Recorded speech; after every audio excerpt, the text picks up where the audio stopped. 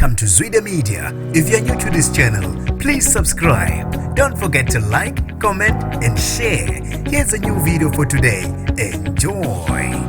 Uthukuthele uyaveva umculo uMakhadzi ocishe wafela ubala ebanjwa inkunzi. Nginibingelele ngiphinde nginamukele kuphi na kuphi la nibona khona le video. Mangoqala usijona lelikhasi wamwelekele igama lami ngusibonga konke wakandwanda uMothanda ungangibiza intatheli ka YouTube. Ngizocela usilandele ku Instagram @zwide_media. Uthukuthele uyaveva umculo uMakhadzi ngabalisa ababili abambambe inkunzi ngaphambi kokuba ayonandisa kwenye izindawo eHarankuwa ebusuku ngomgqibelo. Lento kuthiwa yayime ngaphandle kwemonto yayo endaweni yokushisa inyama khona eHarankuwa eTshwane nalapho eyayonandisa khona. Akubikwa ukuthi kwabe sekuvumbuka abalisa ababili ababemlalele uNyendle. Ngokwembiko yephephandaba iSoweto kuthiwa umsolo oyedwa kwababili wayephethe isibhamu babe sebesikipha basibeka intanyeni kuMakhadzi babe sebethatha iselula iphethe ngesandla wabe esebaleka ecela usizo nokuyila umsolwa wakhokha isibhamu wabe esesiqhumisa.